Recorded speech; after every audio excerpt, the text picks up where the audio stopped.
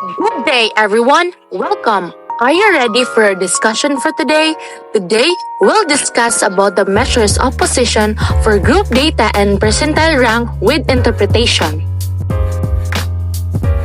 Now, we will discuss about the measures of position for group data.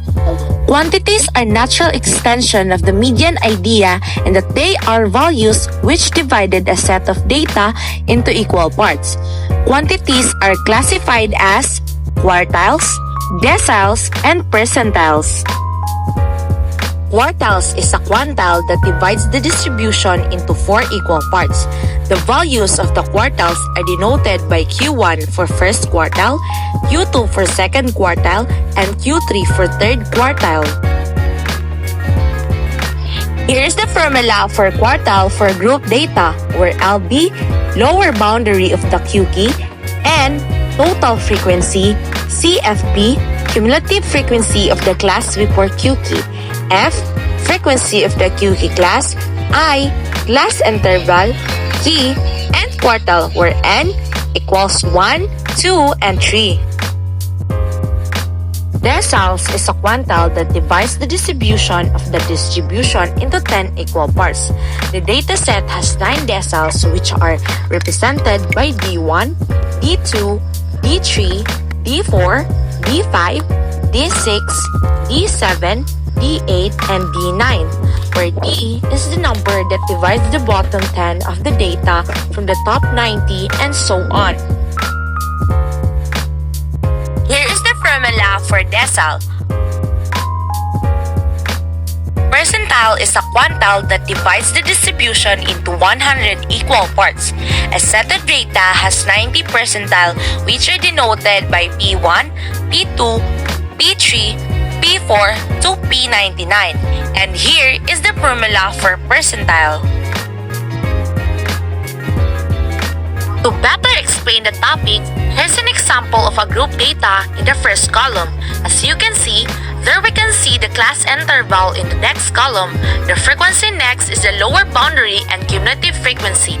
The lower boundary is found by subtracting 0.5 from the lower class limit. The cumulative frequency is calculated by adding its frequency from a frequency distribution table to the sum of its predecessors.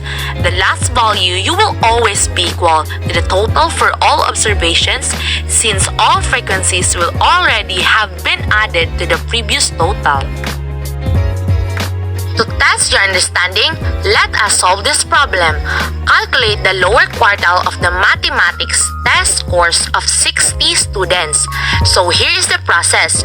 Therefore, 25% of the data is less than or equal to 17.17. Next in the decile problem, calculate the second decile of the mathematics test scores of 60 students.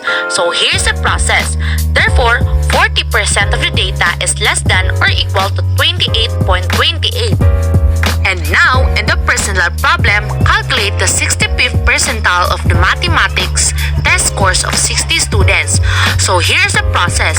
Therefore, so the 65th percentile is 48, meaning to say is 65% of the data is less than or equal to 48. Now, the next topic that we're gonna discuss is the percentile rank with interpretation.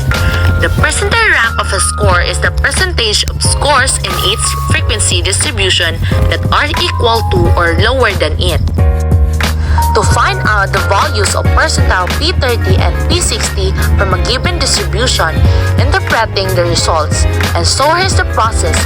Therefore, the interpretation, it implies that the scores of 30% students are below the score 23.88, or the percentile rank of the score 23.88 is 30. That's all for the discussion for today's video.